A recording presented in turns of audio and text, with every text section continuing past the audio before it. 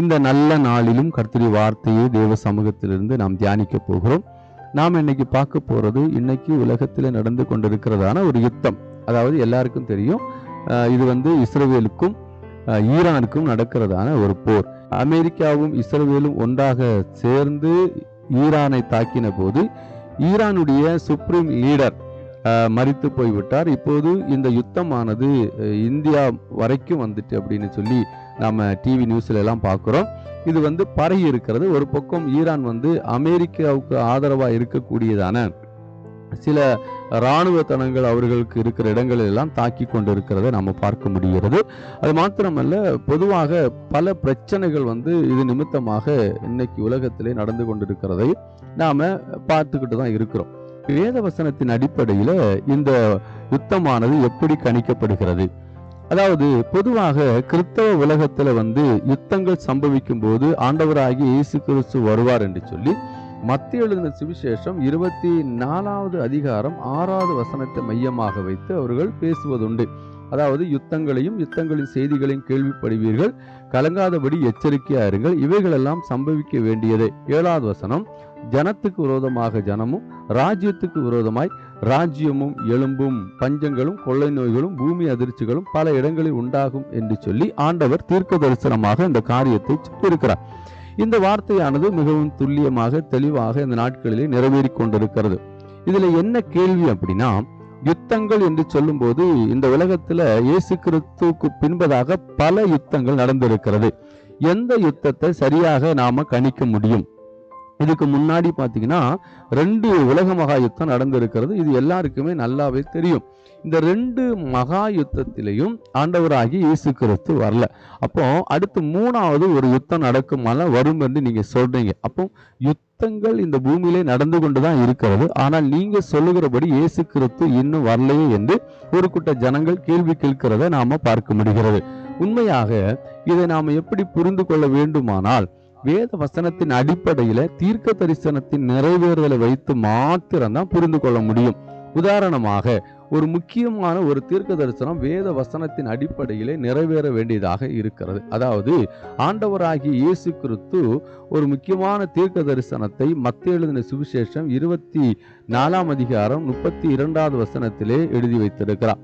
அத்திமரத்தினால் ஒரு உவமையை கற்றுக்கொள்ளுங்கள், அதிலே இளங்கிளை தோன்றி துளிர் விடும்போது வசந்த காலம் சமயமாயிற்று என்று அறிவீர்கள் என்று சொல்லப்பட்டிருக்கிறது. இந்த இடத்துல அத்திமரம் என்று சொல்லப்படுகிறது இஸ்ரவேல் ஜனத்தை சொல்லுகிறது. அப்ப இஸ்ரவேல் ஜனத்துல அத்திமரம் துளிர் விடும் என்று சொல்லி வேதம் சொல்லுகிறது. எப்படி அத்திமரம் துளிர் விட்டது? 1948 தான் முதலாக இஸ்ரவேல் என்கிறதான தேசம் மீண்டுமாக துளிர் விட்டதாக நமக்கு நன்றாகவே தெரியும். அதாவது கிபி 70 இந்த இஸ்ரவேல் தேசம் தீத்துராயனால் முற்றிலுமாக அவங்களுடைய ஆலயங்கள் எல்லாம் சுட்டெரிக்கப்பட்டு தேசத்தை விட்டு அவர்கள் துரத்தப்பட்டு பல நாடுகளில் அகதிகளாக அவர்கள் இருந்தார்கள். 2வது மகா யுத்தத்திற்கு பின்னாடிதான் அவங்களுக்கு சொந்த நாடு கிடைத்தது என்று சொல்லி வரலாற்று நிகழ்வுகள் மிகவும் தெளிவாக நமக்கு கற்றுத்தருகிறது. அப்போ வேத வசனத்தின் அடிப்படையில இவர்கள் சொந்த ஊராயிருக்கிற இஸ்ரவேல் நாட்டுக்கு வந்த பிற்பாடு நடக்க போகிற ஒரு உலக மகா யுத்தத்துலதான் இந்த ரகசிய வருகை சம்பவிக்கும் என்பதை தெளிவாக நாம புரிந்து கொள்ள வேண்டும். மத்தேயு எழுதின சுவிசேஷம் 24ஆம் அதிகாரமானது பொதுவாக ஆண்டவராகிய இயேசு கிறிஸ்துவின் வருகையின் அடையாளங்களை குறித்து சொல்லப்பட்டிருக்கிறது. அது எல்லாமே ஒன்றின் பின் ஒன்றாக நடந்து கொண்டேதான் இருக்கிறது. அதாவது ஒரு வியாதி வந்த உடனே, ஒரு கொள்ளை நோய் வந்த உடனே மறுநாளே வந்துரும் அப்படின்னு அந்த இடத்துல எழுதல. இதெல்லாம் நடந்துகிட்டு இருக்கும். இந்த உலகத்துல ஒரு பக்கம் பூமி அதிர்ச்சி நடந்துகிட்டு இருக்கும், ஒரு பக்கம் கொள்ளை நோய் நடந்துகிட்டு இருக்கும், இன்னொரு பக்கம் யுத்தங்கள் நடக்கும். இதெல்லாம் நடந்து கொண்டிருக்கும் போது இது தீவிரமடையும். இதுடைய தாக்கங்கள் பாத்தீங்கன்னா அதிகரிக்கும் போதுதான் இயேசு கிறிஸ்து இந்த உலகத்துக்கு வருவார். ரகசிய வருகையில தம்முடைய பரிசுத்தவான்களை அழைத்து செல்வார் என்று சொல்லி வேதம் மிகவும் தெளிவாக சொல்லுகிறது. அப்போ ஒரு விஷயத்தை நல்லா புரிஞ்சுக்காங்க. இஸ்ரவேல் ஜனங்கள் துரத்தப்பட்ட அந்த காலகட்டத்தில் நடந்த 2 மகா யுத்தங்கள் அது ரகசிய வருகைக்கு பொருந்தாது. இனி நடக்க போகிறதான யுத்தம் தான் ரகசிய வருகைக்கு பொருந்தும். ஏன்னா அத்திமரம் துளிர்விடும், அது சொந்த நாட்டுக்கு வரும், சொந்த நாட்டிலே அவர்கள் ஒரு தேசமாக உருவெடுப்பார்கள். இது எசேக்கியேலின் தீர்க்க தரிசன புஸ்தகம் 37ஆம் அதிகாரத்திலே எசேக்கியேலை கொண்டு ஆண்டவர் சொல்லியிருப்பார். என்ன சொல்லியிருப்பார் அப்படின்னா, இந்த எலும்புகள் உயிர் பெற்று ஒரு மகா சேனையாக கடைசி நாட்களில் நிற்கும் அப்படின்னு ஆண்டவர் சொன்னார்.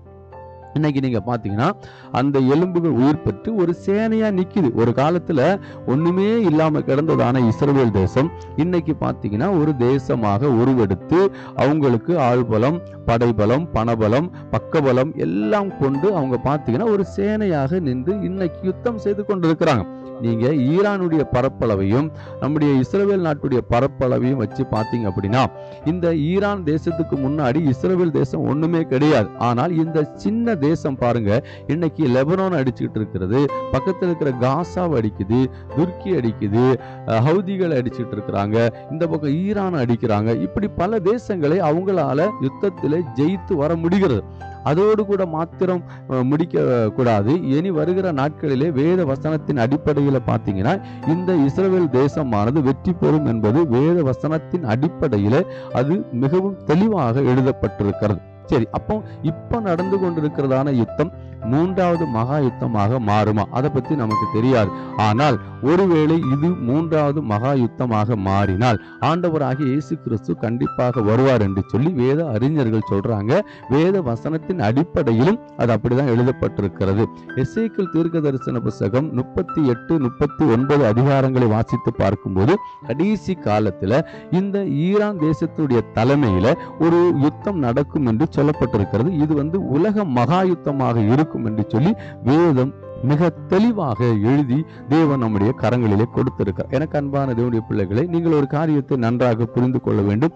இந்த யுத்த நாட்களிலே நீங்களும் நானும் எச்சரிப்போடு கூட இருக்க வேண்டும். என்ன எச்சரிப்பு அப்படின்னா, நம்முடைய பாவங்களை விட்டு நாம பரிசுத்தத்துக்கு நேராக திசை திருப்பி நாம ஜெபத்திலும் உபவாசத்திலும் பரிசுத்தத்திலும் தேவ சமூகத்திலே காத்திருந்து கர்த்தருடைய வருகைக்காக ஆயத்தப்படணும். அதுதான் ஆண்டவர் இந்த காரியத்தை எழுதி நம்முடைய கரங்களிலே கொடுத்திருக்கிறார். அப்போ உங்களுக்கு நல்லா புரிஞ்சிருக்கும் நினைக்கிறேன். இதுக்கு முன்னாடி நடந்த 2 யுத்தங்களும் ரகசிய வருகைக்கு பொருந்தாது. இப்ப நடக்க போகிறதான மூன்றாவது மகா யுத்தம் மாத்திரம்தான் ரகசிய வருகைக்கு பொருந்தும். ஏன் அப்படின்னு கேட்டீங்கன்னா, இஸ்ரவேல் ஜனங்கள் துரத்தப்பட்டு தேசத்தை விட்டு வெளியே இருந்த நாட்களிலே இந்த நிகழ்வுகள் நடக்காது. அவர்கள் திரும்ப சொந்த நாடாக உருவெடுத்த பிற்பாடுதான் இந்த நிகழ்வுகள் நடக்கும் என்று சொல்லி மிகவும் தெளிவாக வேதம் சொல்லுகிறது. கர்த்தர் இந்த வார்த்தையினாலே உங்களை ஆசீர்வதிப்பார். அடுத்த வீடியோவில் மறுபடியும் ஈரான் தேசத்தை குறித்து நாம் பார்க்கலாம். கர்த்தருடைய நாமம் மாத்திரம் மகிமைப்படுவதாக. God bless you.